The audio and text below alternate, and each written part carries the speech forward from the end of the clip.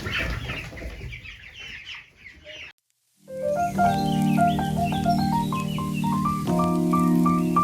morning, friends. It's Michelle from Little Farm in the Valley. So today I need to address the pepper situation. I need to come up with a plan to use up the rest of my peppers. I have a plan for the jalapenos and the banana peppers, but I don't really have a plan anymore for the bell peppers. I used a bunch in salsa, I freezed a bunch, and not quite sure what I'll do with the rest, but for today, I'm going to take the banana peppers and the jalapeno peppers. I might mix in some bell peppers just to get rid of some, but I want to try to make a pepper jelly. I've made a pepper jelly last year. I made a jalapeno recipe. This year, the recipe is a little different. It has half banana, half jalapeno, but it kind of depends what we're going to find here for the pepper patch, what we're going to find in here. So we'll get to picking them and we'll see what we can do with them. So it was a fairly cool morning. There's still a lot of moisture on the plants, but I really don't want to wait too long because I know this project's going to take a while. So there's some banana. Anyway, since it's so late in the year, I think I'm probably going to go ahead and pull some of these plants out as I'm picking them, because I don't think we're going to have a whole lot more ripening left.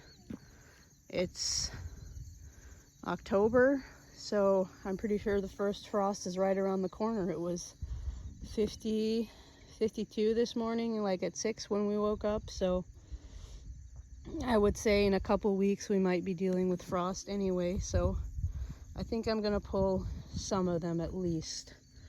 So all of these over here are bell. There's a handful, of jalapeno mixed in. There's a chili plant, those red ones. And then here there's a couple banana. So we're gonna pick all of those. And then I will pick some bell peppers to mix in. I don't know if it's a good idea or not, but I just need to use them up. So let's get to picking peppers. And it honestly doesn't matter that, like, some of these, they're a little on the green side, the banana, but I don't think they're going to do much more ripening at this time of the year anyway. So I'll just take everything off. And I know on the jalapenos, there's some really tiny ones. But for this recipe, we're grinding everything. So it doesn't matter if I take these teeny tiny peppers, because they're not really going to grow much more anyway. And I don't really want to waste them, even though they're tiny. So I'm just going to kind of pick everything that I can find. I wish I could do that. Anyway, I'm going to pick everything I can find because everything's going through the grinder anyway, no matter what size. I guess I'm going to see if I can even pull these up. I know they're kind of intertwined with tomato. I gotta find the root here. And I know it's a big root, but the ground's still being wet. That wasn't very hard. There's not a whole lot on these anymore anyway, so I know I'm not going to have a whole lot of peppers. That's why I might mix in some bell peppers to get some more jelly. So now this plant being stripped of peppers, I'm probably going to take it over there to the goat and the pig pen, and they're going to finish it off. So I have a mixed pile here. I pulled some bell, some banana, and some jalapenos. I'm going to leave one of each. I'm going to leave this plant and a jalapeno one over there. I will pick all the peppers off to make this jelly, but I'll leave the plant in the ground still, just in case we have like a long Indian summer or something. So, okay, I'm going to get to taking these peppers off.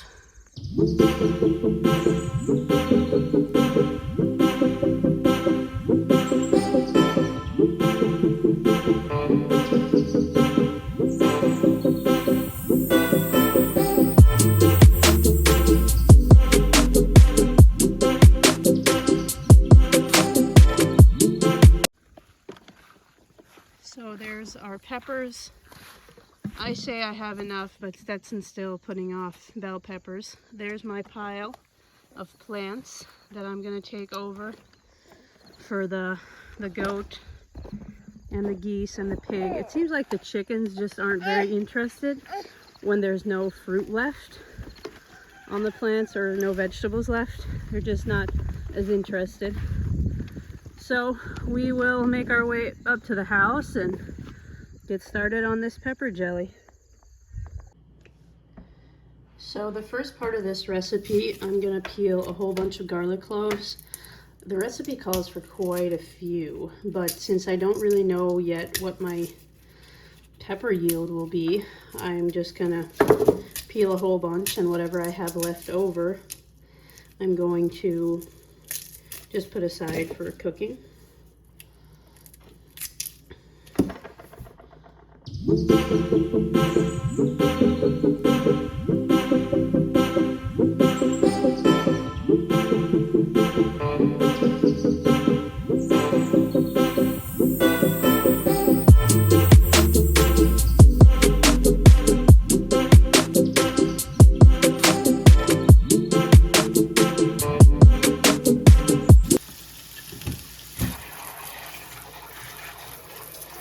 So we're going to give our peppers a good wash.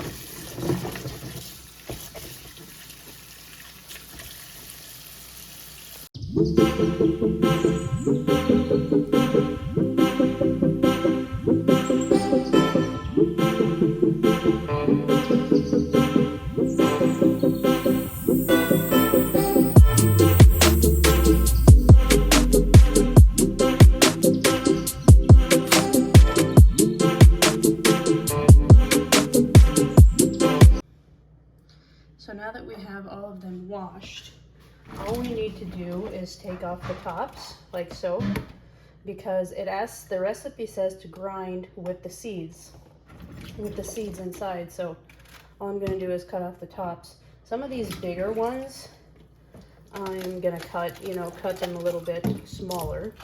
And there's some bad stuff in here too, so just kind of go over them, cut off the bad parts and cut off the top. And if they're too big for my food processor, I'll cut them down a little bit. But that's all we have to do. Hopefully I won't get my hands burned doing this.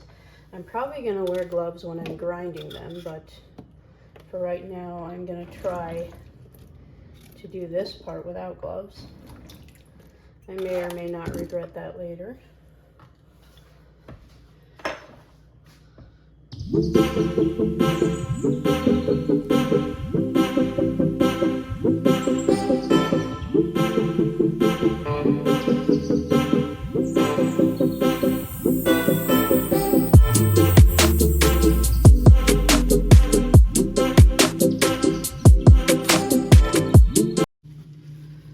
So next we're going to grind the peppers together with the garlic. I don't really have a grinder. I do have like an old handheld meat grinder, but I thought I would just use the food processor and see if that doesn't work. I am going to wear gloves for this part because I know my jalapenos are really, really hot. So I mix 2 or 3 garlic with every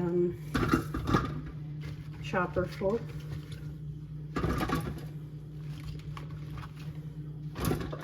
Let's see how these grind. I'm just gonna use the chop button.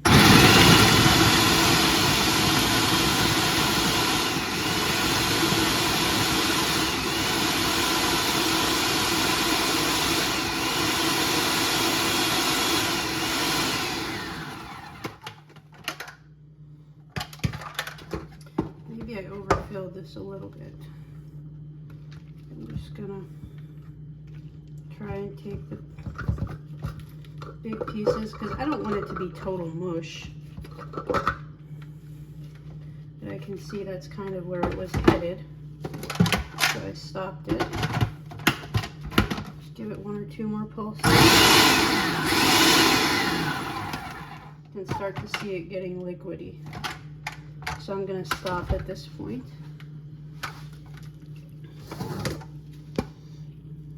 So there's kind of what it looks like. And that's what we're going to do with all of our peppers and garlic. I can actually already feel the hot peppers in my throat. So I'm going to put it in here into my pot, and this is where we'll make the rest of the recipe once we're done with the grinding part.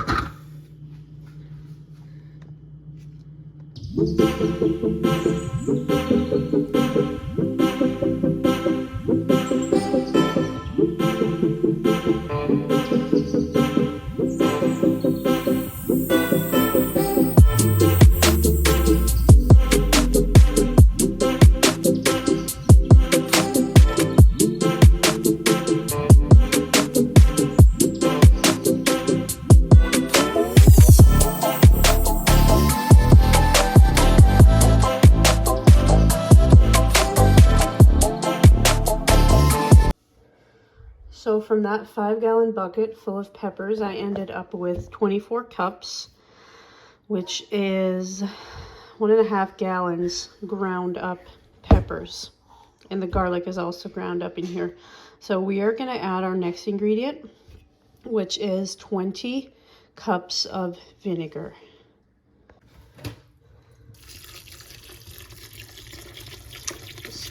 This seems like a lot, but I'm making this particular recipe for the first time, and usually when I make a recipe for the first time, I try to stick to the exact measurements that it says. But if I ever make it again and I feel like I can adjust something, I'll do it the second time around. So that's all the vinegar. This is a 5-gallon pot, so hopefully we have room for everything. Next, we're going to add a 1/2 cup plus 6 tablespoons of salt. So next we're going to add 16 cups of sugar. I've already added 8, so I'm going to do 8 more. Again, seems like a lot, but like I said, the first time I make a recipe, I try to stick to it. And if I make it again, I can always adjust the sugar. So here's everything in the pot, and the instructions say to bring it to a boil and to let it cook for 15 to 20 minutes until it thickens. And if you do let it cook too long, it can turn brown.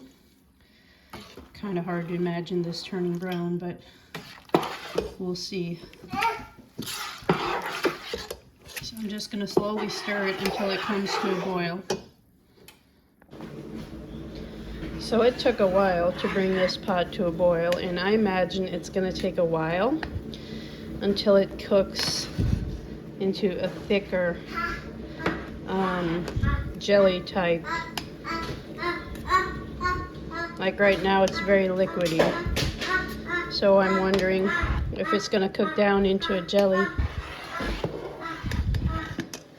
I imagine it's going to take a while.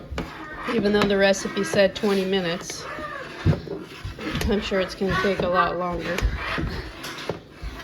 And that depends on how thick you want it.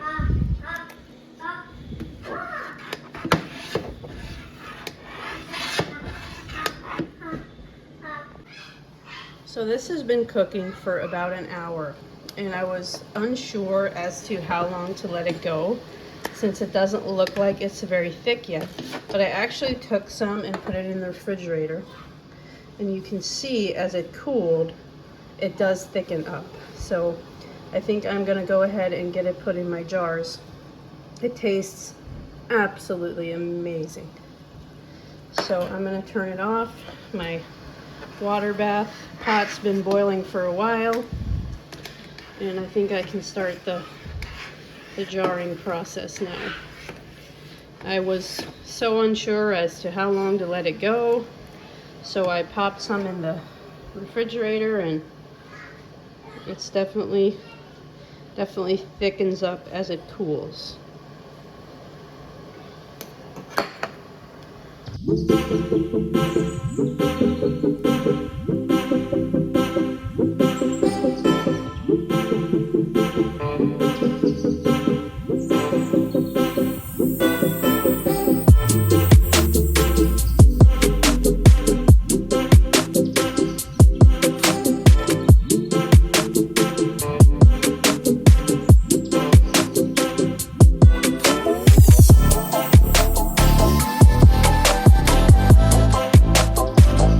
Probably wondering how in the world you could use up all that pepper jelly, so I'm going to share with you some of our favorite ways that we eat this pepper jelly.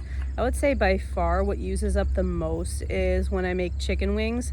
I will like fry the wings or bake them, however I prepare the meat, and then once the meat is ready I will take like a, hey Stetson, I will take like a grabber and take the wing and dunk it into that pepper jelly, and we really like it that way. So it's good with any meat. It's especially good with chicken, like chicken nuggets or whatever, just as a dip. It's good mixed into mayonnaise and also used as a meat dip. I actually make a coleslaw type thing where I just slice cabbage and make a dressing with mayonnaise and this pepper jelly, and that's really good. And another thing I do with it is I make this cracker spread type thing with a block of cream cheese. Then you just add however much pepper jelly you're comfortable with, like as far as the spice level goes, and then you just eat that with crackers.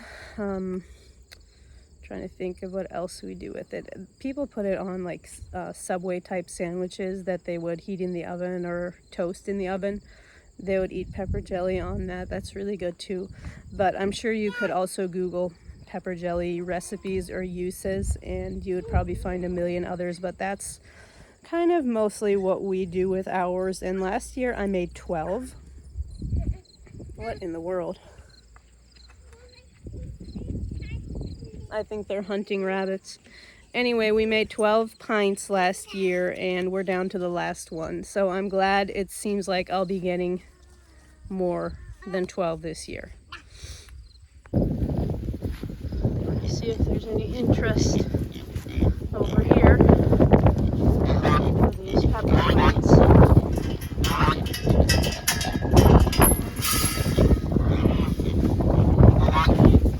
There's a bunch of chickens in here too.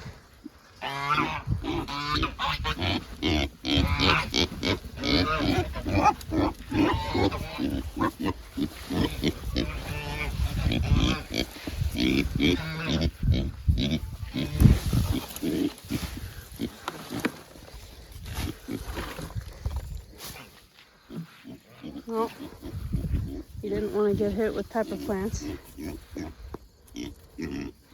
I'm sure he'll have fun nosing through it.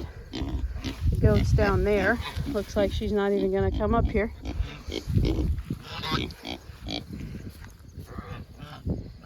What do you think, Gus? You don't like peppers?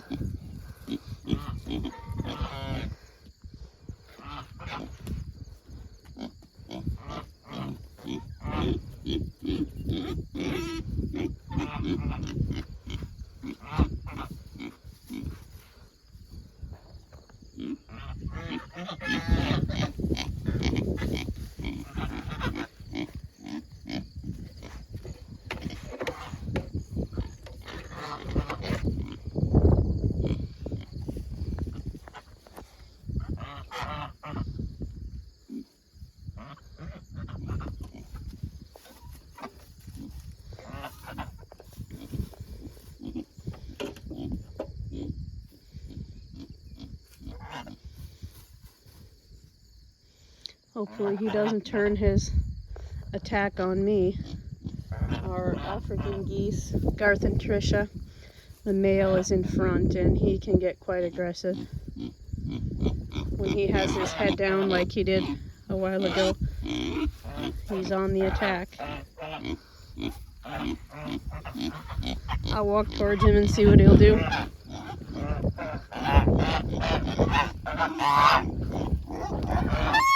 Looks like they're afraid of me today. That's a good thing.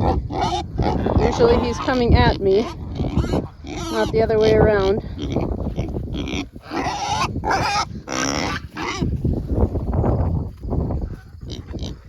Sometimes they do fly over this fence, but it's not very hard to get them back in. Well, hopefully somebody's gonna pick through that and eat it.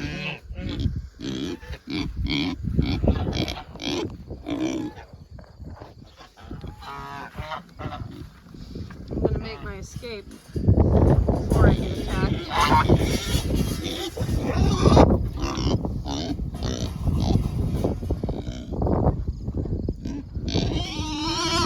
Well, as soon as I left, everybody came and started eating these pepper plants.